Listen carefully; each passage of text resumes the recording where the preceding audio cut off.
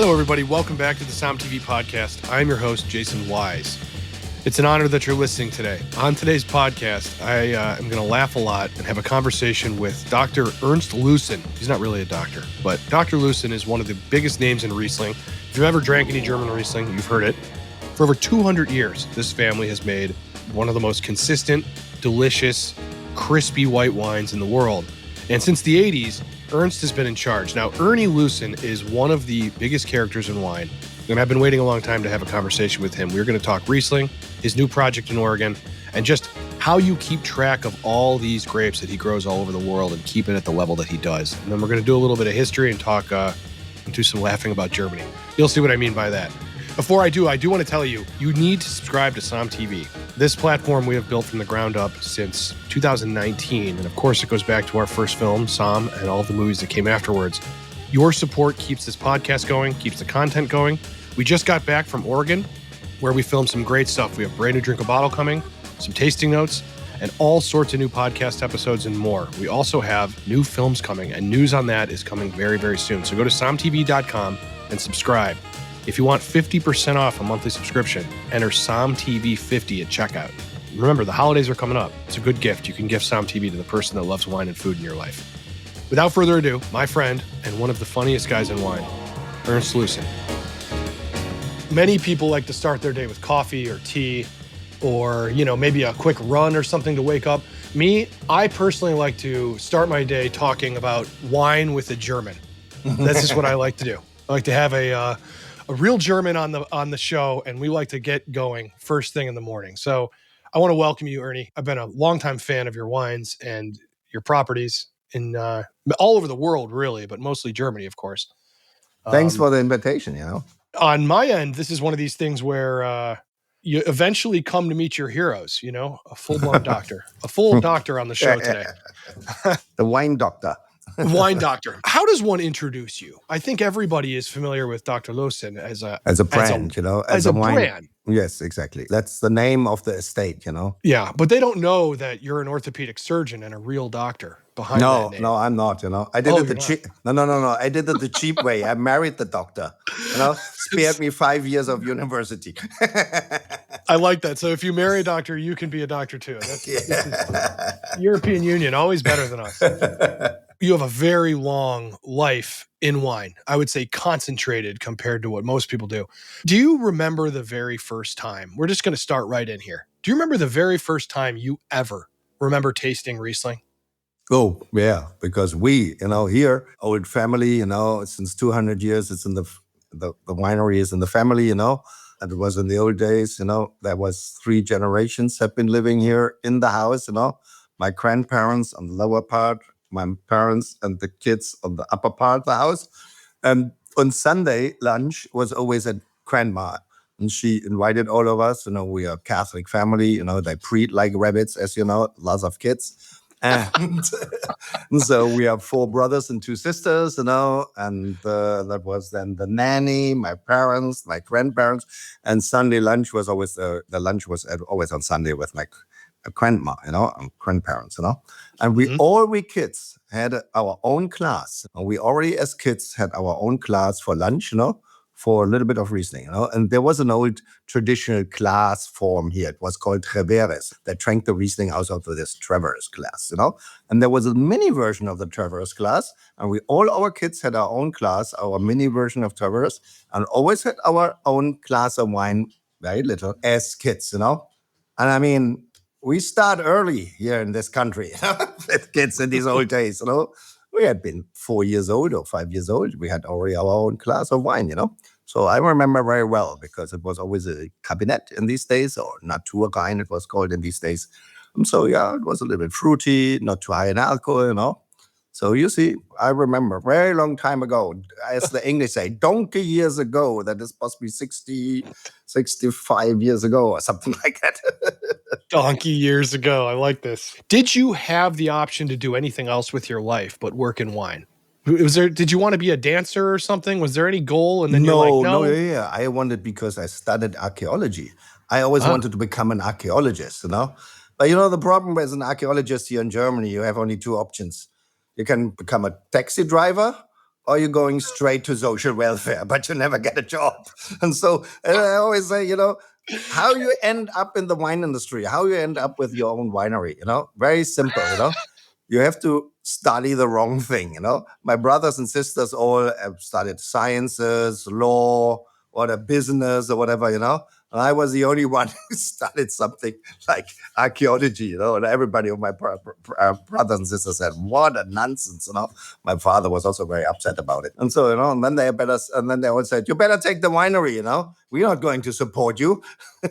Well, I love the idea of taxi drivers in Berlin that know a lot about the Teutonic Knights in ancient Egypt and stuff. This to me is just the best. Yeah, but that is basically it's tragic, All these archaeologists we have here which never get a job, And so I ended up in the wine business. But okay, it's the family business anyway. You grow up in here, It's not something, so you learn it from very little on because you live on the winery. You see every day from very small on, you saw the people working, making the wine down there, receiving the grapes, crushing the grapes, everything, So from that point of view, you see it from the very beginning, It's not like, it's often people in the new world don't understand that we say, yeah, what is so difficult on winemaking, Because you saw it already when you are 3 years old, and you live in the vineyard, you see the people working in the vineyard, every day. And so,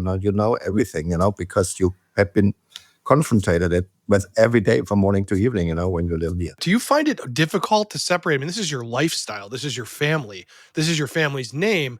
Do you find it difficult to separate that from the business of it? Because I think really what I find hard in anything is how do you make money off this? And I don't mean just wine. I make films. That's its own challenge. But you have to actually make a profit here. It's challenging, You know the old saying, how you make a small fortune in the wine business. You start with a big one. Yeah, right. And so it is difficult. I mean, if as long you're not Romani Conti, Chateau Latour, or whatever these famous names, it is difficult, because there's a lot of competition. And to be frank, when I took over the winery from my dad, the winery was completely bankrupt. My father was not a winemaker; he was a lawyer and an MP. As my grandfather, lawyer and MP and businessman, but in a big industry company.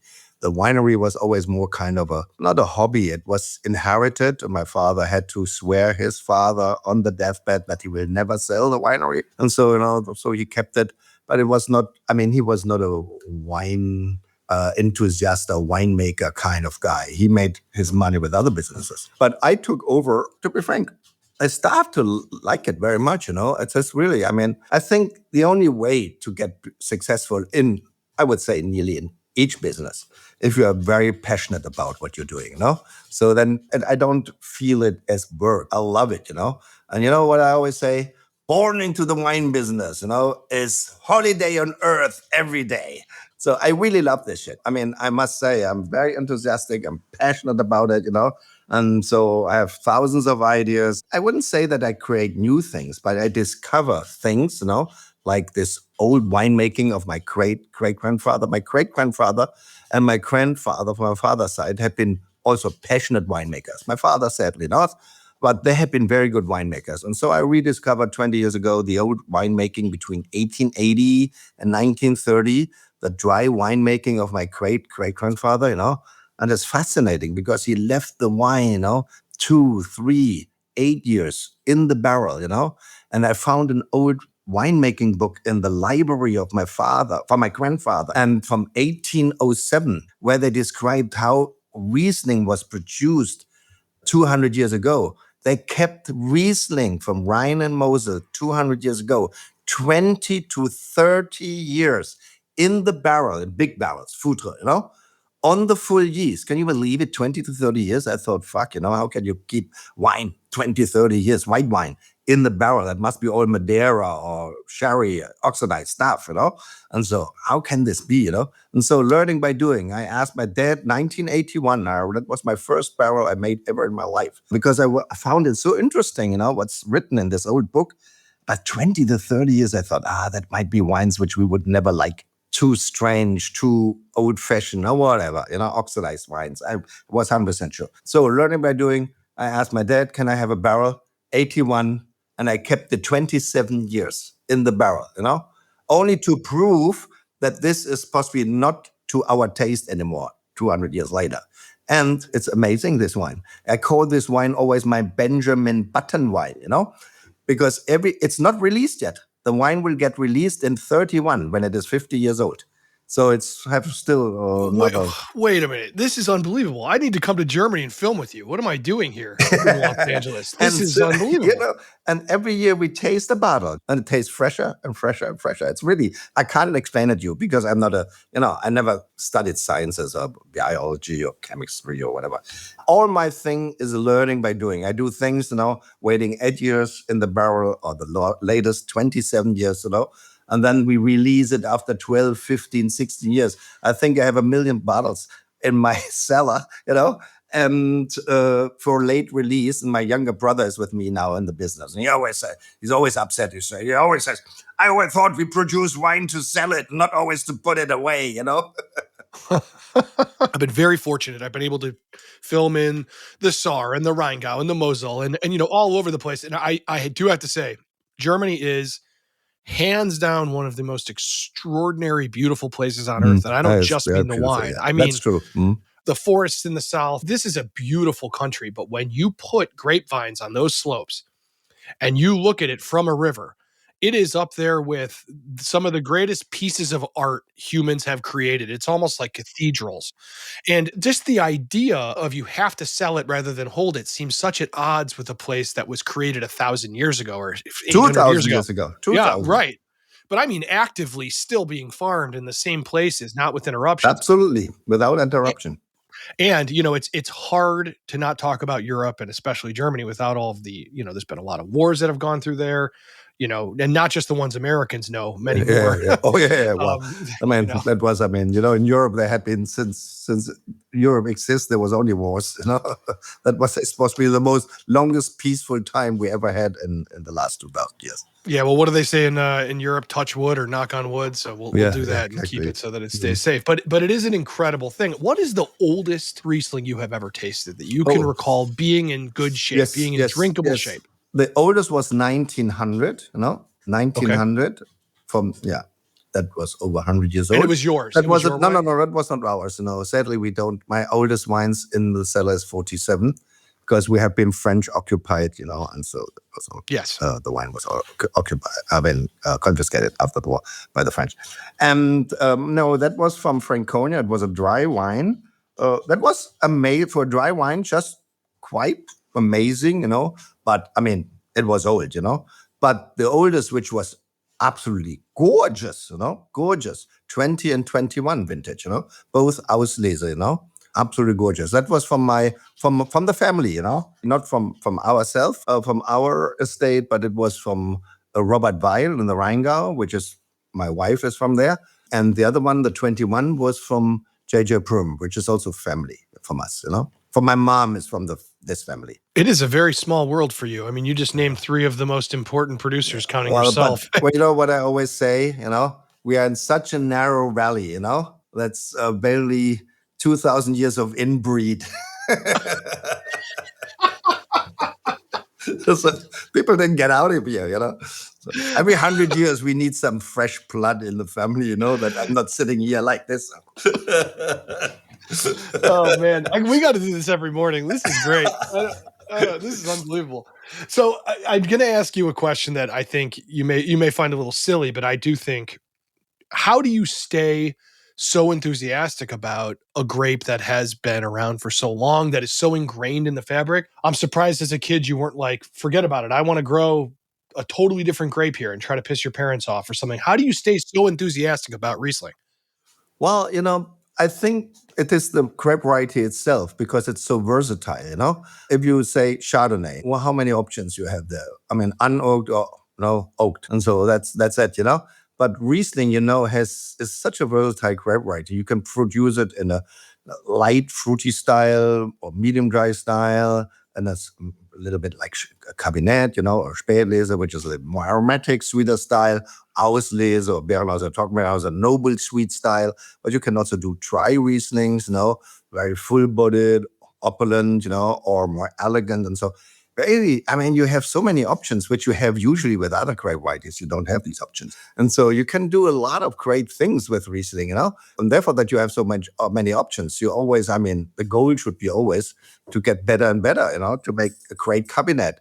And as I said, to rediscover old things, because an old uncle of mine, he drinks only old Rieslings, and he always invited you for come and when he's on his hunting college, he phones you up, hey Ernie, I'm on the hunting college, come on, come up here, we have to drink, pop some corks, and he has an amazing cellar of old Bordeaux and old Riesling from his grandfather J.J. Brim. And so, and then I remember once on a Monday, I said, oh my God, I have such a headache. I've been drinking with international sommeliers until 4 o'clock in the morning. And they said, no, you have to come. I'm just at the cottage, Then we will not drink much. I open only 8 bottles. Oh, God. But then you learn so much about this because he drank only 60s, 50s, 40s, Basically these vintages, which is quite already historic, And these wines had been produced differently as what we did now in the 70s or 80s or 90s, or now in the 2000s, And that fascinated me so much that I thought, oh, I want to rediscover this winemaking of these days. And what did they do in these days that these wines could age so, that you drink 40, 50, 60-year-old Rieslings and they're still fantastic. To be frank, I get inspired the whole time with something new, But it's more not that I invent something new. I rediscover very old winemaking or historic winemaking, I always say in the very old days, the people had a lot of time, but no technology. But nowadays, we have no time, but therefore a lot of technology, We don't have to wait anymore. But I discovered that if you give the wine the natural time, to develop, then you don't need filter, then you don't need a fining and nothing. And the wine aged much better, It aged much better and much longer, Nowadays would be absolutely impossible for our grandfathers, or grandfathers, that you can from the harvest and two weeks later you can bottle the wine. That would have been, in the old days, they barely fermented for 2, 3, 4 months. Nowadays, you have cultivated yeast, all kind of chemicals and everything, filters, but our technology that you can, from the harvest to the bottling, that you need only 2 weeks. In the old days, they needed minimum 2 years. That was the minimum they needed to make a wine in the barrel. And that is fascinating. So that means I have been rediscovering these things, and it makes me super. And I tell you, and we learn still every year, we learn a little bit more about this, because it is not just that you can do something now like it was 130 years ago, and then next year you think you have the greatest wine in the world. So we're working on this now 25 years. And to improve every year a little bit more. And you need 25 years that you can put 25 years on the table. And then the fine-tuning start, because then you see, oh, in this vintage, you have to possibly do this and vintages like this, because you compare new vintages with old vintages. And if you create a new / old style, like I do with my GG Reserve, then you still need a lot of time to learn about it. But we all get very old here in this valley, So I have another easily 100 years, So I have still time, That's good. Yes. Possibly my niece will be not very happy about this. That couldn't have been answered better. And your energy is palpable. I want to go and make Riesling now. I'm ready to go do it. No, it's a fascinating grape variety. For me, it's one of the most. I think it has some of the most. Grapes have to whisper to me. I spend my whole career telling stories about this stuff.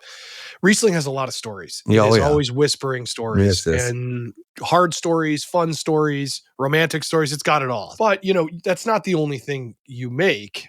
You are very, very involved in Pinot Noir and all that stuff. Mm-hmm. But what I do want to talk about is you branching out of Germany and making wine literally all over the world now. When you go to a new region, do you see it through the eyes of a grape variety? Do you see it through Riesling? No, it is more kind of the passion, for certain grape varieties, and that's definitely Pinot Noir. Why? Riesling and Pinot Noir have so many things in common. So from that point of view, I call it always the white and the red twin, Pinot Noir and Riesling are twins for me, the red and the white twin, or the other way around. And so, because both are cool climate grapes, both have fruit, and if they're young, are driven by the fruit aroma. Both can age very well and develop even with age after 30, 40 years, the same aroma structure, what the French call sous-bois. We call it Furne, but Furne and sous-bois is pretty much the same thing, Sweeter style Rieslings, get with age after 30, 40 years, they taste drier, they lose in the palate, the residual sweetness. Great Burgundies, if you have really great Burgundies, and I talk if they're old, and we do every year, we do a tasting with Burgundy friends, geeks, 14 of us. We do always a tasting once a year, 100 years back. So we go always with our Burgundies 100 years back. So 1905, that is the oldest which I had, was 1887, and that was gorgeous still. And so, and as the really great old Burgundies, they get sweeter, the Riesling. And, and it's amazing. You can put, say, a 59 Riesling Auslese next to a 59 great Burgundy, and they have nearly the same sweetness. But the Auslese started with high sweetness, and the Burgundy started with dry, but the Burgundy gets sweeter with age, and the Auslese get less sweeter. So that and you can put them next to each other. Here we have a great tradition to drink very old Auslese with game, with deer, praise deer, That sounds incredible. And so in France and Burgundy, they have the tradition to drink very old Pinot Noirs with it. And we old Auslese. And I did it once for a French journalist, Michel Betan, and he brought some Parisian restaurant owners with him. And so I put the 59 Auslese next to I think it was a 64 Chateau Latour from Clos Vougeot from Chateau Latour. And it was amazing how you could put these two wines next to each other, and they worked so well, and worked both so well with the dish. And that is fascinating. So from that point of view, most of my projects are then Pinot Noir involved. Like in the Willamette Valley, we do, J. Christopher and Apachionata, where we concentrate on Pinot Noir. We have a Riesling there too. Chardonnay is also, we have there. It is also an interesting grape variety, but by far not as fascinating for me as Riesling. Let's take a step back. So the fact that you've moved into the Willamette Valley, this is a place that I have become an evangelist for. It's a great place to visit. The food's wonderful. It's fantastic. But the wines that are coming out of there are amazing. Our podcast producer, John, makes a wine called Wild Sound wine there. I know that there's a barrier with Riesling. And one thing before we get to your project in the Willamette, I always find Riesling to be one of these grapes that every winemaker says, I really want to make this, but I don't know how to sell it. Or I'm afraid to plant it. And I'm afraid to plant it because what if the market does its thing and decides it doesn't want Riesling anymore? Now, you are coming from a many generation standpoint where any winemaker has seen the ebbs and flows, whether it's Pinot or anything, but Riesling especially seems to have this up and down. Yeah. It has this stigma. What do you tell the winemakers who say, look, I'm afraid to plant this because in 4 years, people may not want Riesling? What do you say? Someone who has 200 years of Riesling in their blood. Riesling and Pinot Noir are cool climate grape. You can't plant Riesling everywhere. And I think there's a lot of disappointments. In the 60s, I wasn't aware, I just read it a year ago, that in the early 60s, the majority of planted grape variety in California was still Riesling. Riesling was the number one planted grape variety. No wonder that it is not there anymore. It's far too hot, and then it is not. Riesling can't do a great job if you plant it in the wrong place. I must say this. And if you like California, and so no wonder that it is gone, not there anymore, because it didn't perform very well there. And nowadays anyway, and now the climate, change, we have a lot of areas which are much warmer. And so you have to be, you need the right climate. Funny that it works quite well in Washington State, Doesn't matter if it is hot in the summer, It can be as hot as you like, That has nothing to do with cool climate, Cool climate is after veraison, that then the temperature in the night are dropping down. But if it stays warm, that is poison for the Riesling because it loses acidity, and that's all about Riesling. Acidity. That's the backbone of Riesling. If the Riesling doesn't have acidity anymore and it's too ripe, 14.5 alcohol, then it makes a lousy wine, So from that point of view, you have to get it into the right ground, and that means in a climate where the temperatures in the night drops dramatically. And that is the case, for example, in Washington State, not so much in Willamette Valley. I mean, we're doing grape Chardonnay and Pinot Noirs there. I'm not familiar with other grape varieties there, but that works very well there. But you have to find the right place. I mean, there are some cooler places, in Oregon. So from that point of view, that might be one of the reasons, that a lot of people say, oh, I want to plant Riesling, plant it, but then they have it possibly in the wrong place. Right. That makes a And tremendous amount of sense. and then we all know is the quality, everything still comes from the vineyard. A winemaker can be a great winemaker, but he can't balance out with all his winemaking the deficit of the wrong place. Many try, though. I will tell you. I won't name names, but it's something that is. Yeah. I mean, I can't tell you how many times I've had what people call a Pinot Noir from like a region in California that should absolutely not be planting Pinot Noir. And I don't think anyone could tell it was a Pinot Noir, but I'm not going to call out regions. If Pinot Noir tastes like Syrah, well, then it makes somehow no sense anymore. It's an elegant grape variety. We have to talk about, and that is not a dark color grape variety, historically. No, for sure. And by tradition, The last thoughts on this. I mean, I have had some overripe Rieslings, and they are not pleasant. No, they're not pleasant. No, they're not flabby, and they don't age. Yeah, they're flabby and they don't age. And so it's not. That is not. Riesling need a certain character like Pinot Noir, and then they can perform in age too. Because that is also the beauty on Riesling and great Pinot Noirs, the ageability. I mean, I know that people don't put it away anymore; they drink everything young, But if these people are able to drink a nice, perfect age Riesling, a perfect age Pinot Noir, then I tell you, wow. Then the people, wow, Yeah, I look at Riesling, and this may be a strange analogy, but I look at it very much like certain cities in the world where people will be like, I don't like that city. They'll name a city and they'll be like, I don't like it. And it's just, you saw it with the wrong person the first time you went. You went on your own. You didn't go with somebody. I feel Riesling is one of those. If you don't have it, the right one with the right group, with the right food, I have to call out something. So when I was this has happened to me in Alsace and also in Germany, where, we'd make a chicken in a pot, and I'm used to doing it with Pinot Noir or a red wine or something like that. I haven't done it with a red wine in 7 years. I make it with Riesling now. Now I cook chicken. In Alsace, yeah. Coq au vin or Riesling, in Riesling, yeah. It is a game changer. Yeah? I don't think people understand how great Riesling is with food. And I mean, I know people listening to this show and they have heard me get on a soapbox about Riesling and food many, many, many times. But that's just my pitch. People really do need to come back to this grape if they've left it. But so in the Willamette Valley, why are you there, and what was your first impression of this place? Well, the desire came because I visited Oregon the first time, Portland in 1990 or 89, So I had a distributor there, and then we started our own importing company, Lawson Brothers USA.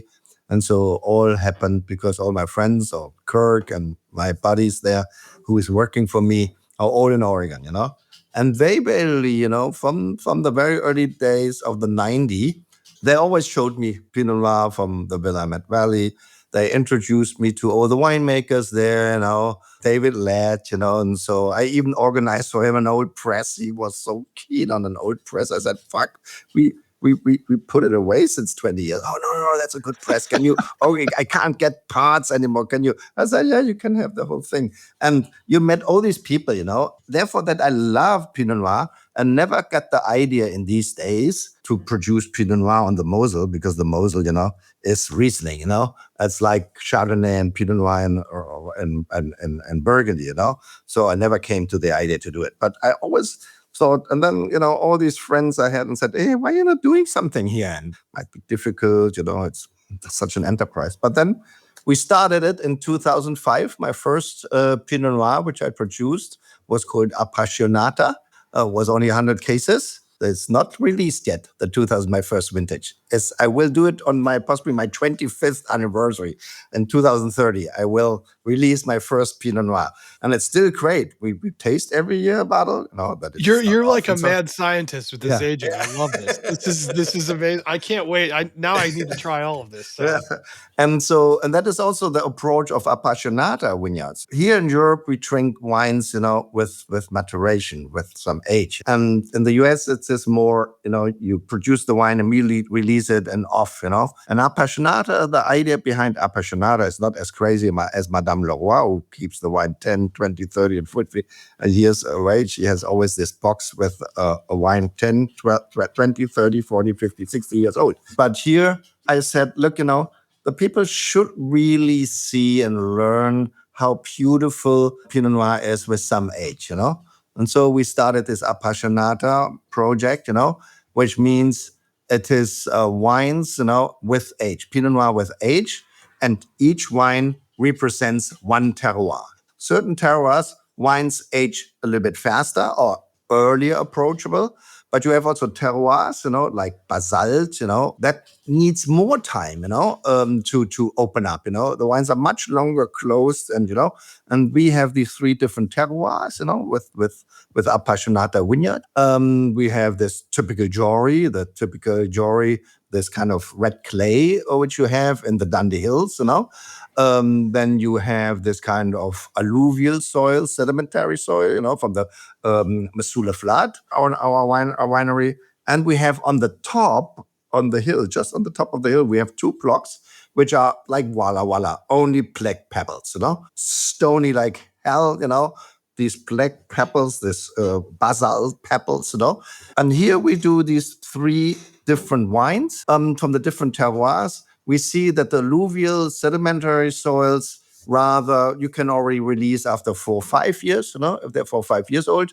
Then the one from the Jory, from the red volcanic soil, which we have also a vineyard here in Germany, which has exactly the same kind of volcanic soil. If you put the stones next to each other, you can't.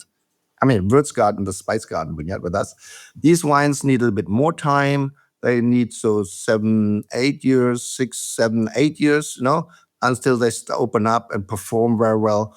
And then we have this stone vineyard there. And this we release then after 10, 12 years, the Apachionata Fortissimo. So we just releasing the 2013 vintage, not 12 years old. And the wines and these Pinot Noirs are also made in the very, kind of more historic style, as it was done 120 years ago in Burgundy, where they left the wine also on the yeast, but no batonnage, up to 2 years in the barrel. Wow. And you're doing that in the Willamette right now. Yeah. Oh, yeah. It's called Apachionata. Yeah. Yeah. So, that's just an incredible. It is a different approach, to what most of the other people do, Okay, it took me time, to wait, and to, the project is only 2,500 cases or 3,000 cases, but I love it.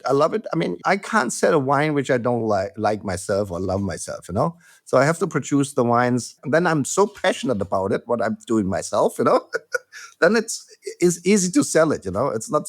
I'm not a good salesperson. I'm only passionate about what I'm doing, But passion sells, Well, I'm sure most people have paused this by now, and they're seeing where they can get a bottle of this right now. I certainly am going to. This is incredible. So let's talk wine tourism here for a second. I want you to defend why people should come to Germany and visit the wine regions there really fast. Because I'm always telling people when they ask me, where should I go? It's one of my major lists. And then, of course, Willamette. Yeah, sure. All our wine regions are on rivers, tributaries to the Rhine, and that's a beautiful area. Beautiful area. All these hills are planted with wine, It's and no industry, It's beautiful. It's very, very, natural still, And I think everybody who loves to hike or so, he can have the most beautiful hikes in the vineyards here in the Mosel, dramatic hikes, There is a hike through the most steepest vineyard in the world. It's the Kalmont. You better be in shape if you're going to do some of these hikes. You shouldn't be suffering on vertigo. Yes. I always try to get people, right now the wine business really does need people to go there. I think one of the problems, look, I just have to say it, is people are experiencing wine through a little screen in their hand, and people aren't going there. And it's really, really important to find yourself without a dinner reservation in a strange place and eat at a place you didn't expect and find out that Spätzle goes really well with Riesling and you never really were going to do that in the first place. It's just important. And I think that since I started this, and it's great to talk to you because you have such a good sidelong view of wine. Since I started this, the change has been wine is for everybody and everyone's at an entry level and it should be accessible. And I really think people need to get out of their comfort zone and go to these places, find themselves with a language barrier, and then you realize what wine really is. It's not. Absolutely, and people are welcoming here. You can taste everywhere, and so they're not arrogant, It's much more difficult now to go to Burgundy, so, but here, welcome. The people are very welcoming, very welcoming, They're happy if people come and want to taste their wine, That's right. And the Willamette is very similar, so it doesn't surprise me. And that is the reason what always attracts me additionally, I mean, it is the Pinot Noir country of America. Say it's the Burgundy of America for me, And then it was always this kind of similar character like Europe, It was always smaller states, individuals, who started a little winery here, Size of the wineries was very much the size as we have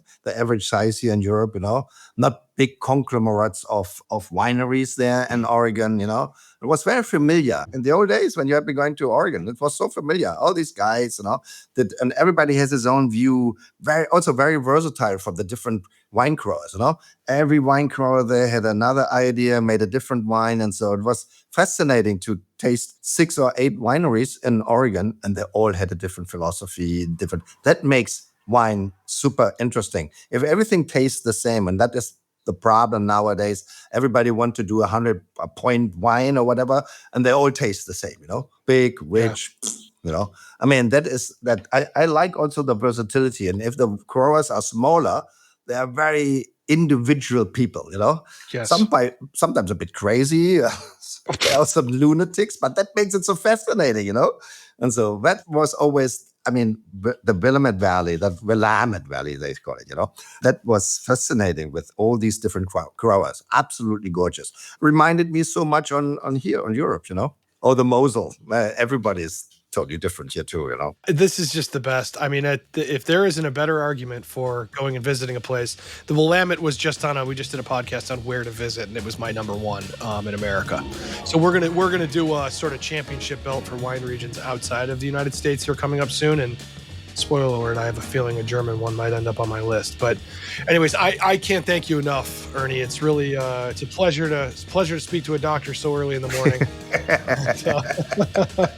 I encourage everybody to go seek out Apachionata wines, and of course, Dr. Lewson is a mainstay in the wine education situation and drinking normal stuff. So, and if you ever come along, always invited.